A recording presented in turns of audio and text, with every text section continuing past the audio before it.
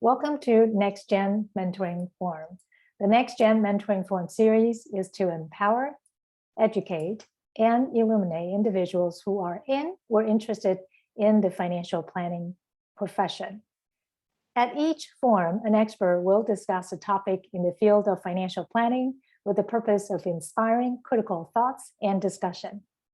In today's session, I have the honor to have a returning guest, Dr. Kathleen Rehl, to provide us a wonderful legacy letter writing workshop. Let me go to the next page. All right, so my name is Dr. Chia-Li Chien. I'm an assistant professor and director of financial planning program at California Lutheran University.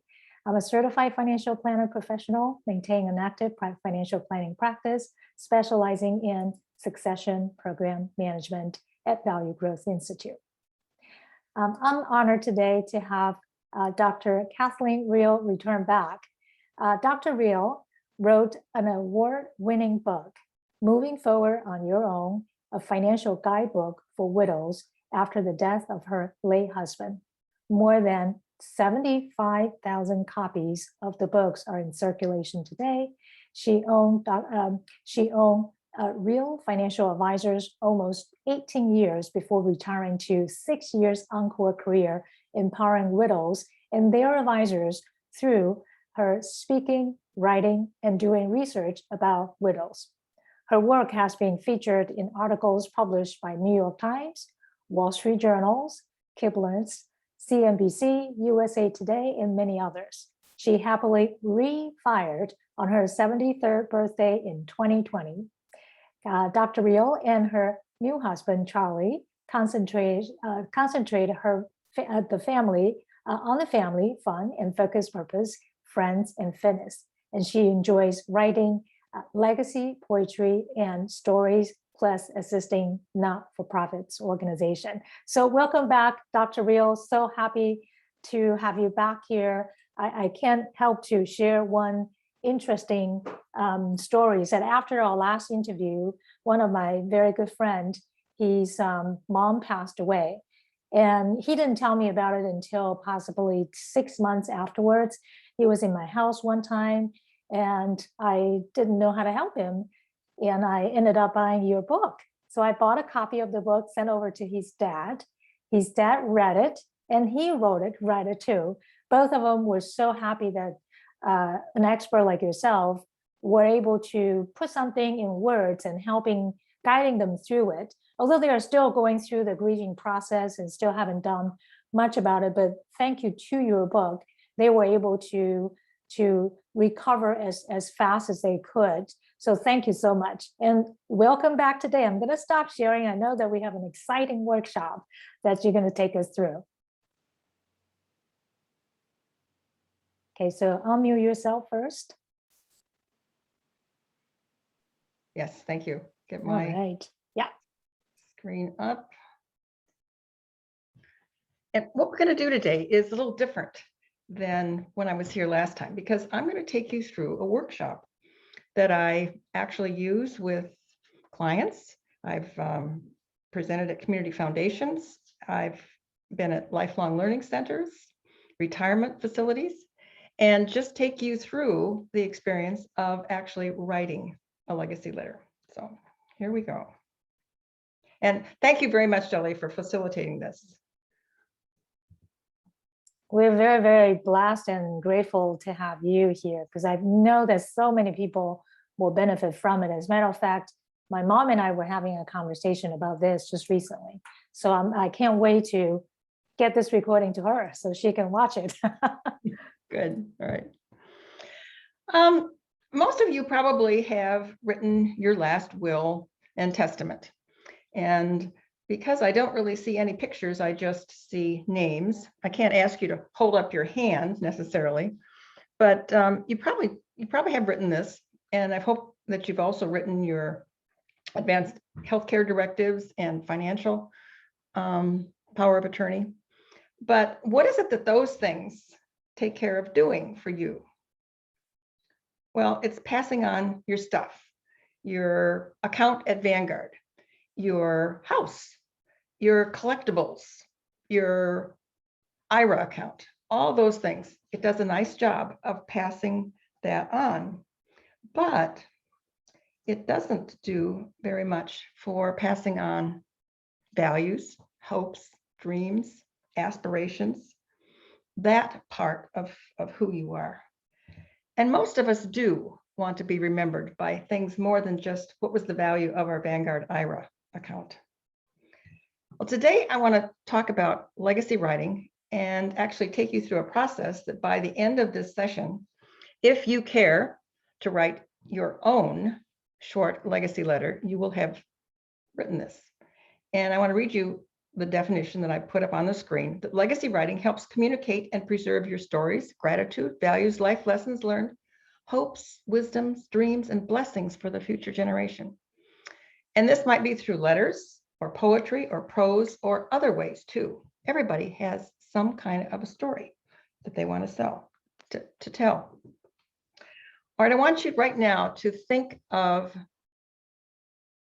some family member or a friend who passed on recently or years ago. And this would be someone who influenced you, who had an impact on your life in a special way. And of course, you all have a paper and pencil along with you because you're going to take notes during this session. I want you just to write that person's name down on the piece of paper. Don't do anything else with it for right now, but just write that person's name down, friend or otherwise. Now, for me, if I was doing this, I might write the name Nettie Green. Now, Nettie Green is the lady on the right-hand side of this picture. And this picture was taken on her wedding day in 1897. She was born in 1877, so she was 20 years old. And the fellow on the left, Jesse Green, that was her husband. So don't they look like such a happy couple on their wedding day? Well, they really were, I believe, but that was just the style back then, to be very, very stoic. Now, I don't have very many things left from my grandmother, but I certainly, if there have been times I've wanted to ask her so many questions, but I don't really know much about her. Like in the summertime, she ran like a boarding house.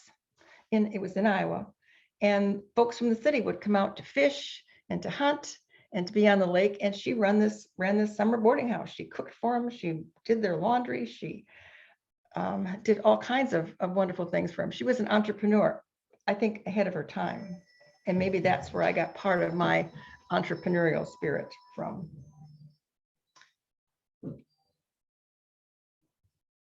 This is the country school where she taught. She was a school teacher. She went through normal college, which was rather unusual for that time, but she only could teach for a couple of years because when she got married, the contract said her career was up.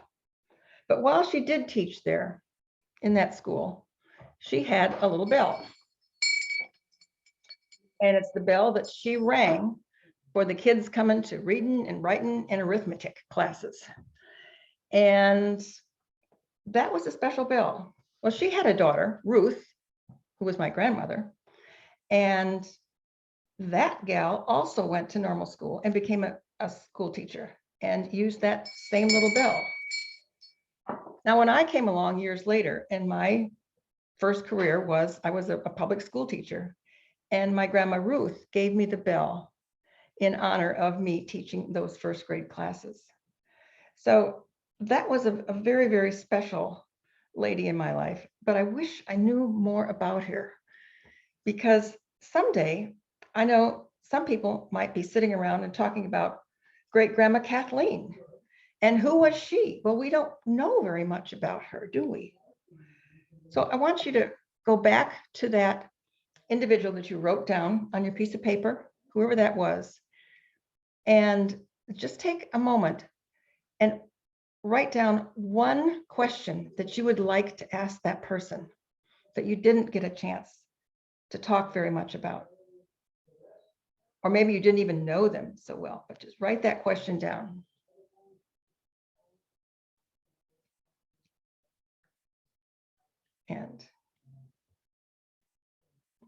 And just while you're writing that down, I am going to step out of the room, and there's another conversation going on. I'm going to stop that.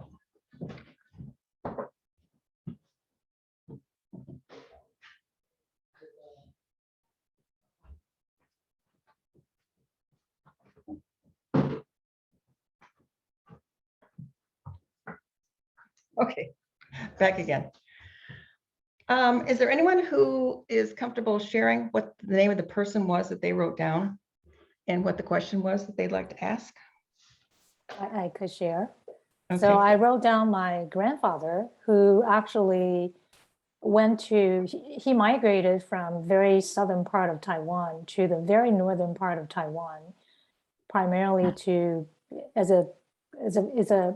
an area of the very back then it was gold, lots of gold being discovered there. So my questions for him was actually, how did he actually decided to move there, and decided to stay and have so many children. And I often visit their old home, but never really got a chance to ask that question.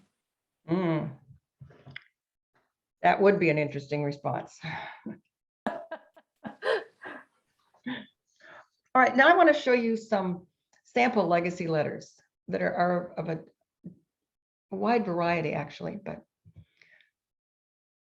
this was my mother.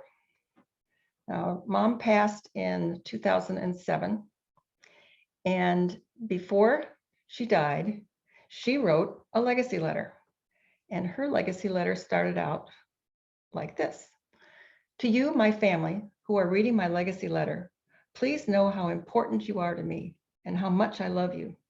Life has been such a fascinating and interesting adventure with you, my family being a big part of this journey. Now, her letter continued for, it was just a page and a half long, but she talked about some of the family memories. She gave advice to some family members, including me. There's one part of it that says, you know, when you were younger, your dad and I were not really sure how things were going to turn out, but it worked out okay.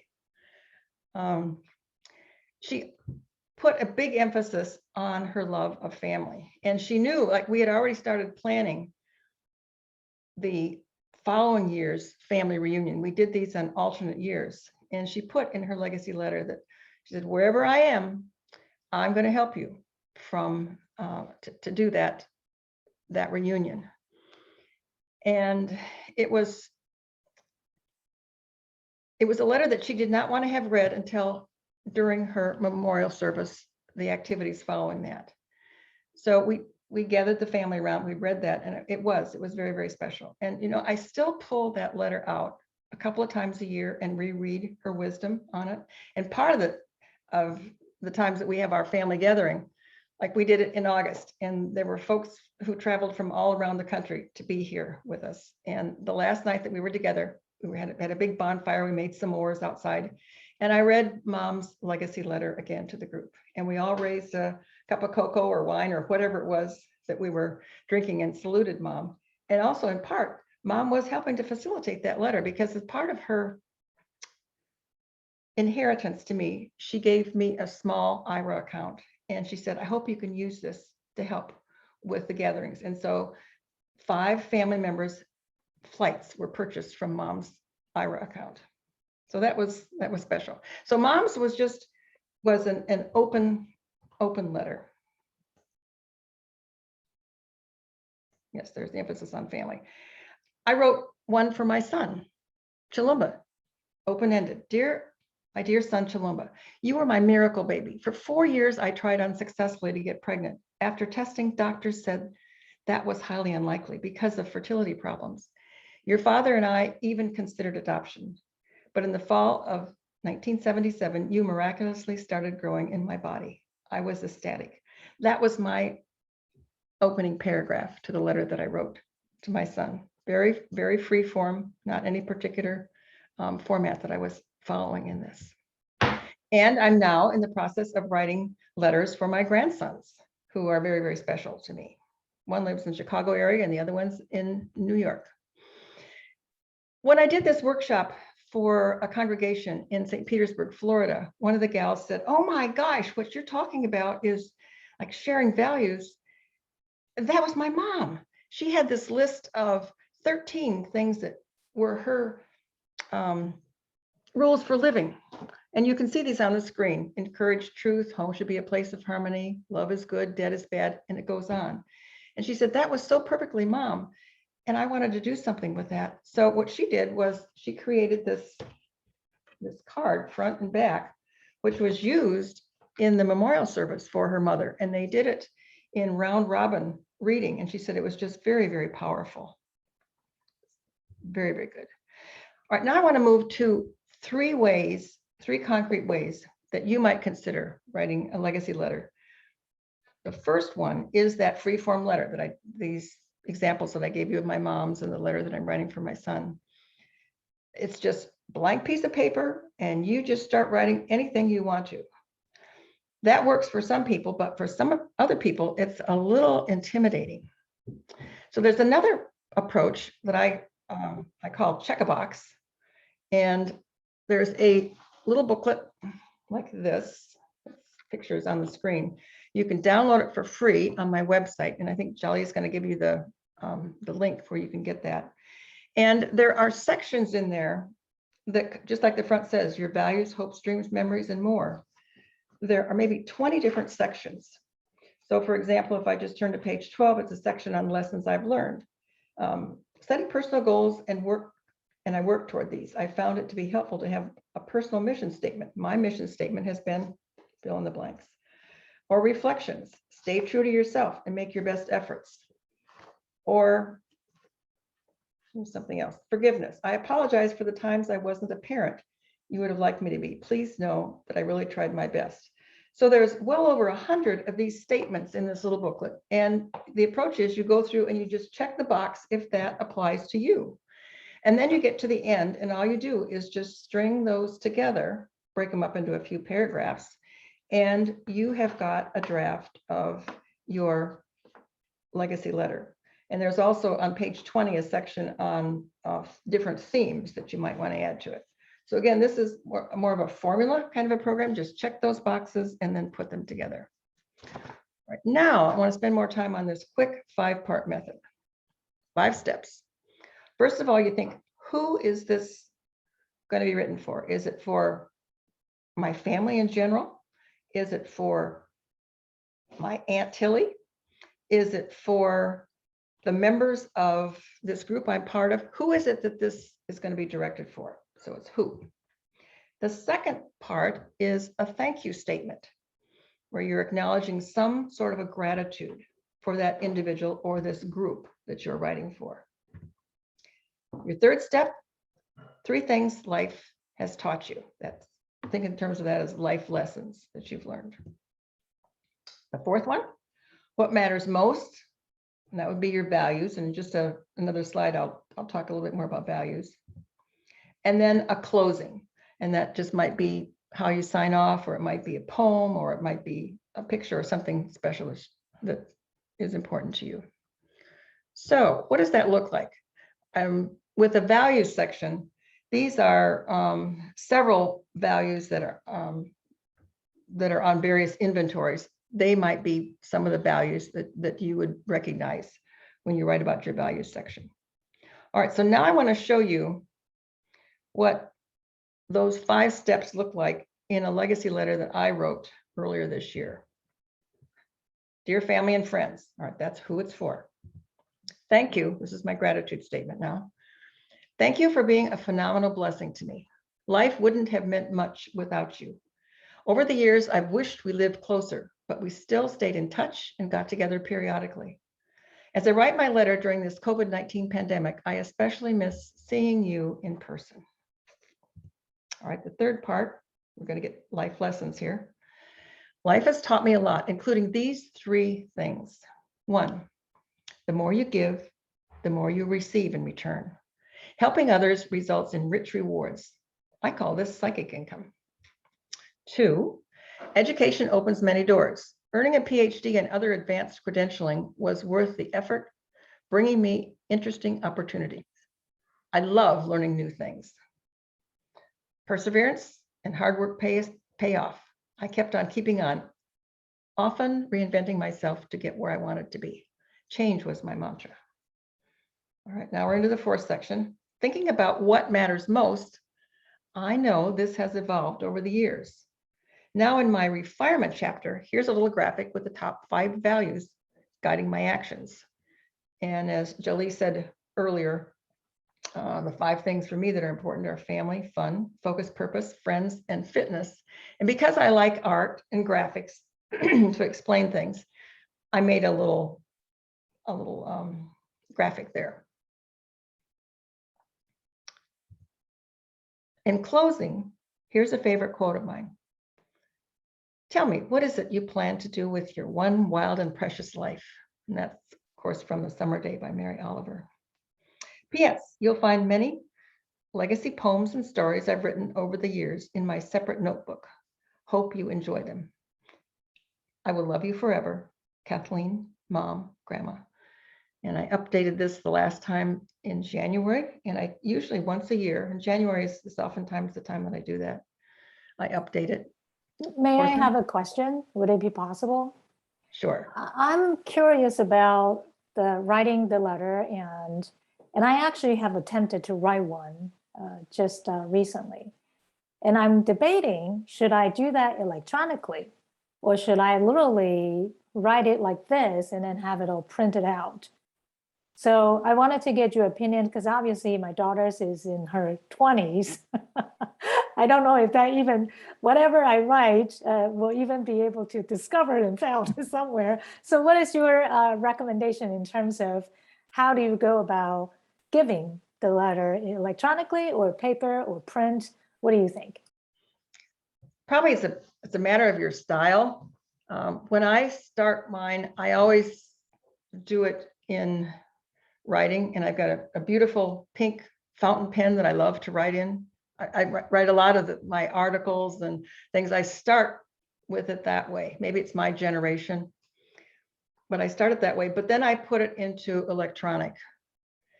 And like the stories and poems, like I made a reference in there to stories, poems, and letters. This is actually what the notebook looks like. It's all, it's all written out, and I've got it in the notebook, but I've also got it in an electronic form because, well, my son is already, he knows about it, and he said, I want to be able to share this with other people. And so it's in this PDF form. So I've got it both ways. But when I'm just starting, maybe I feel like I'm connecting with my heart more when I'm writing by hand, if that makes sense. So it's more of your personal style than anything. And if someone willing to do a recording of the video, they could do that as well, obviously. Oh, yes. And I've got that later on in here. There are some people that don't like to write at all. They just video it. They talk it through. Right. Well, just a little note on this. You may recognize this if you were a Bambi fan. This was Thumper. And Thumper used to remind Bambi, if you can't say nothing nice, don't say nothing at all. So your legacy letter is not supposed to be a lecture or scolding or punishment or any way to control somebody or a guilt trip. All right, so now it's your turn. Go back to that paper and pencil. And that quick 5-part method. Who, thank you, 3 things life taught me. For this exercise, I would suggest you just do one thing that life taught you. And what matters most, your values, perhaps just pick one and you can fill the others in later. And then in closing, and now this is going to be hard, but I'm going to give you several minutes to actually write this because I would like you to experience it and feel it. So, and this could be anyone, not the one that we just picked. It could be someone that's whoever we want to write to, yes. Basically. Got it. Yes. Anybody. It can be your daughter. It can be your next door neighbor. Who is this particular legacy letter going to be for?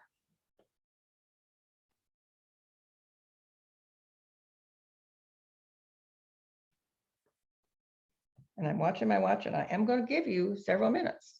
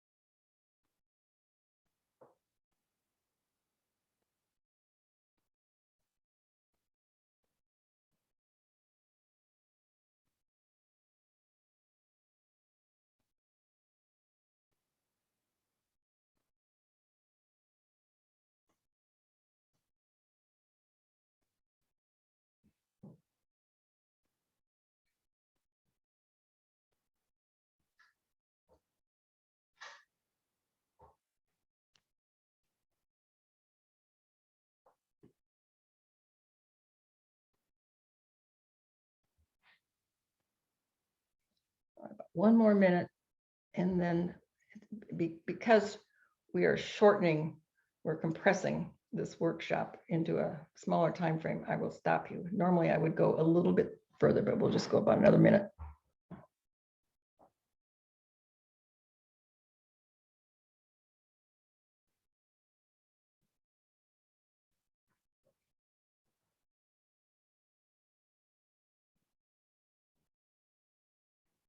And usually this section of the workshop becomes quite emotional for the people who are writing these. So if you're feeling some emotions, you're just like the rest of us. I guess not yet for me, because I'm writing only outlines. I wanted to make sure I have enough outlines and components to it, and I can finish this tomorrow. And at this point in the workshop, I generally invite people, if they would care, to share what they've written. And do we have anybody that would care to share what they've written? Does anyone want to share? Because I know Hannah had talked about her grandmother. Would you like to share? Go ahead. Yeah, I'll share. I was writing a letter to my daughter, Jada, and I only have like 2 sentences. But I said, "Dear Jada, I wanted to name you Jade because I thought you were a special gem. Oh. But Jada sounded better with your surname. But I wanted you to understand why Jada. You are and have always been very special, and I hope you know that." And that's as far as I got. Oh, that's wow, that's beautiful. Yes. Yes. Anybody else brave enough? Hannah had put something in the chat box, and she wrote, "The life lesson, life has taught me that kindness is what counts and what we should all strive for." Wow, amazing. Mm-hmm. All right. Thank you too for being brave enough and sharing a little bit. If you actually do this workshop, you will find that it continues for quite a period, and then there will be lulls, and then somebody else will say, "Oh, I'd like to share mine too." And by the way, also as an aside, on my website, you'll find I've written a couple of articles about this 5-part method if you want to read some more about it, just about the 5-part method. All right, what about some other ways? What are other ways that you might share your legacies? Annette was a client of mine years ago, and she said, "I am not a writer at all. There's no way that I can do that." We thought about it some more, and she said, "But I love to cook. And how about if I make a recipe, a cookbook?" And so she had a lot of kids and a lot of grandkids. So she contacted each one of those and asked for their favorite recipe of things that she made. And then she got a picture of them. And with the help of her technologically brilliant daughter, she put together this cookbook and gave it to them as a Christmas gift. And the family loved it. Now you also see little aprons in here. So she did more than just make the cookbook. She made everybody an apron. And she made an apron for me too. This was mine. You can see my name. She's embroidered my name right on it. Everybody embroidered, had their name embroidered. And then there's a pocket on the apron. Now mine was just made of random scraps, but not the one that went to Bill and Mary and Susie, because growing up, she made all the kids' clothes. And then she saved them if they went, for the next kids coming down, but then she kept them in a rag bag and they became the beginning of quilts. So she went in and she made an apron for Mary, but it had clothing that Mary had worn as a little girl in the quilt that she put in Mary's pocket. And everybody loved that one.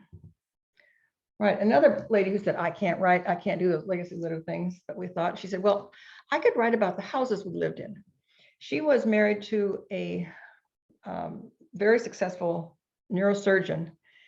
And every time he got a promotion, they had moved into a new house. So they had lived in 6 houses in the St. Pete area. And so what she did was took the picture and then she wrote a story, 1, 2, or 3 pages and put this together. And she gave it to her son at Christmas time. And she also gave me a copy of this booklet that she had done. And with a little note, she said, "Dear Kathleen, here's a copy of my version of a legacy letter," unquote. "Please overlook the mistakes in grammar and spelling. I really enjoyed doing this, although it was painful at times. I gave it to my son on his birthday. He liked it very much and wants me to fill some more information about the fun times, maybe another project for next summer." And she did. She wrote another book the following year on it. She said her son had said, "Well, I wish you could write more." And she said, "Well, we only lived in 6 houses." And he said, "Well, just write more about what happened in those 6 houses." This one was not written by Stuart, but it was written by Stuart's life. Unfortunately, Stuart retired in January of 2012. And in March of 2012, he died of a heart attack. They were on their way to a hiking camping trip and he died. He had a heart attack. But his wife worked together with a ghostwriter and put together this lovely book, which when they had the memorial service for Stuart, which was months later, she gave everyone in attendance this booklet, and it covers everything from his life as a little child all the way, he had been a college professor and then was a financial planner, but all the way through the end. And she felt so good. And so it was actually part of a healing process for her. And I mentioned ghostwriters because there are professionals out there who will work with individuals who want to create more extensive legacy letters or legacy books, if you will. And they, if you just Google online, you'll find them. The prices are all over the place, but there are a number of people that do this professionally. Interestingly enough, there are professionals that also do it with photography. They will take individual pictures of family members and then they'll paint them together in a painting, and then whoever hires them to make this painting writes the story with it. Or there's jewelry that can be done with legacy. The ring, there are 3 rings over on the left side. The larger one in the middle was my diamond from my late husband. The smaller diamond behind it was my grandmother's diamond from her second marriage. She had been widowed and she also remarried when she was in her 70s. And then the band with 9 diamond chips was my mother's ring. Daddy was a poor farmer. The picture at the middle, there's me, but believe it or not, when I had brown hair, that was before the gray era. And then my mother and my grandmother, who, when grandma died, she gave her diamond to my mother. Mom didn't know what to do with it, so she just kept it. So then when mom died, I got grandma's diamond, her diamond chips, and my ring. I put them in my safe they were there for 8 years because I did not know what to do with them. I didn't know, but then finally I found a great jeweler and we designed together and came up with this legacy ring. And every time I wear this, I think in terms of 3 strong widows together. And I've got my ring on right now, actually, so you can see what it looks like. But there are many, many wonderful things that can be done with jewelry, and I've helped widows to do that. And then they write stories about that for the next generation. There are some other kinds of forever and ever legacy gifts. Dorothy and Bob, both have passed on now. He was 90 when he died. She was in her late 80s. They never had children, but they had a lot of charitable interests, very, very committed to their Christian church. They never had children, as I said, but they raised a foster daughter. However, she had a lot of problems. And when she was on her own, she got into drugs. She had a child out of wedlock. And she also just was not good with money at all. She just, it went through her fingers like water. She couldn't hold a job. They wanted to do something to take care of that foster daughter, but they didn't want to give her outright money at their death because they said she would just blow it and she would probably buy the biggest drug hit and it would kill her. So they set up a plan where a part of their money at their death went into a testamentary charitable gift annuity set up at death. And every year on this foster daughter's birthday, she received an income payment from this gift annuity. And then eventually when that foster daughter passes on, the bulk that's left in the gift annuity will go to their church and facilitate more of the things that they did during their lifetime in supporting the ministries. Now, they also made a video. And in fact, that's when I got a new camera that had a video attachment. And it was the very first video that I made. And I made a video of them talking about their life together and what they were doing in this plan, because they said the relatives would appreciate that someday. And so years later, when they both were gone and Dorothy died last, but I told the family that I had this video, and they played the video at the memorial service, and the family was really, really happy because they talked a lot about their values and what was really important for them and about this daughter. This is a picture of my late husband, Tom, who died in 2007. And part of my legacy really has become the book.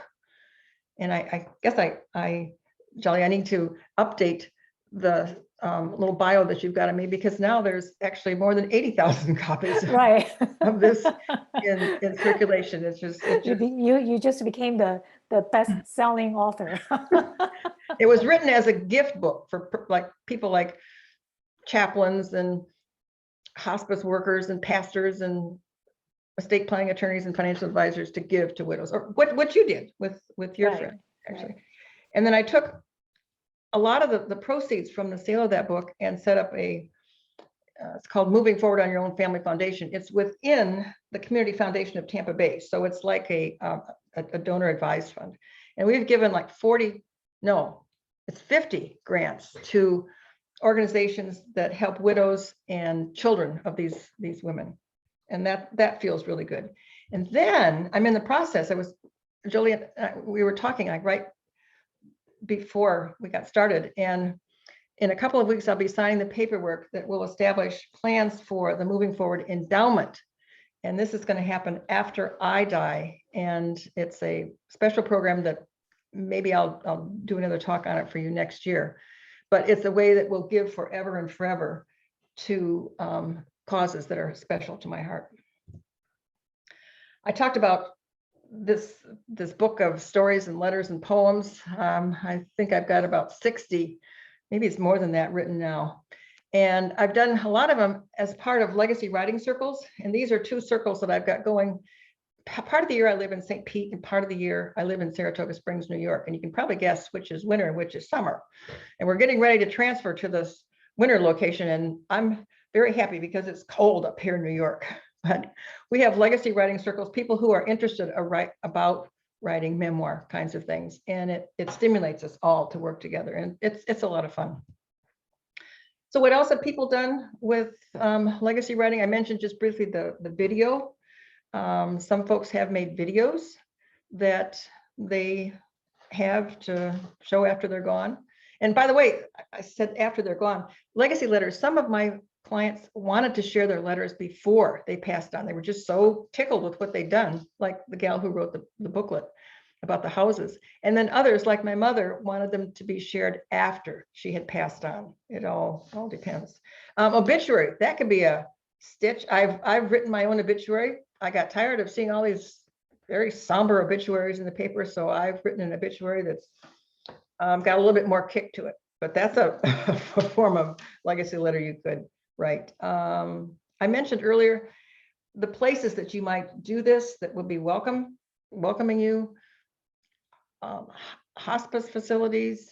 I've got a friend who helps people who are in hospice to actually write legacy letters. She goes in and they dictate and they talk about stories and she writes them. Lifelong learning centers, if you have OSHA organizations in your town, community foundations, church groups are wonderful, wonderful places to do these. And you probably will be welcomed with open arms. And the last time I did this one, it was the care team of a congregation and the endowment fund. That's another great fun place. Endowment places that work with endowments, they like to sponsor things like this. So I'm going to stop my sharing at this point, and I've been talking really, really fast, and I'm at almost 45 minutes, which I promised I would do. Well, I wish we have a little bit more time. Today is just one of those days. I have a lot of things that lined up. So thank you so much for going through the workshop, even though it's a very, very short time. But I'm able to kind of formulate what I would do. And I think that's a great exercise to do. Oftentimes, our loved ones don't necessarily get to hear, well, all these values that we're trying to pass on. So thank you so much for doing that. This is so great to have you. We're definitely going to have you come back to talk about that testamentary charitable remainder trust that you and I talked about before the session. I think that's going to be a very, very informative and very great idea for a lot of estate planning type of clients that could certainly do that. When you were talking about it, I was thinking about I should do that. That would be a fascinating thing to do. I've thank had a group of we call ourselves the Fab Four. We're all refired and in the group, and I shared with them actually earlier today what it is that I'm doing, and two of them said, "Oh my gosh, here's my situation. I think that could work perfectly for me. Can you tell me some more?" It's a real win-win. Yeah, definitely. I think that's a great idea. But next time when you're back, we're definitely going to dive into how did you get it set up, who did you work with, and how does one actually able to get it established. So thank you. We're so glad to have you in the Next Gen Mentoring Forum session today. Today is really invaluable in terms of writing the legacy letters and at least help me think more beyond just what I do day to day, because there are other things more important than work. I also wanted to thank California Lutheran University School of Management Financial Planning Program for sponsoring today's Next Gen Mentoring Forum. California Lutheran University School of Management offers MBA in financial planning, helps financial advisors pursue a leadership position or grow their financial planning practice by deploying advanced financial planning, effective client communication, and to streamline practice management. Please sign up for our info session. As a matter of fact, our info session is actually today, right after this session. If you haven't signed up yet, please do. Our next Gen Mentoring Forum is on December 7th. We have attorney Colleen Carcone, who is going to talk about the Biden tax updates. So be well and be safe, and we'll see you next time. Thank you, Dr. Rehl. Thank you. Take care.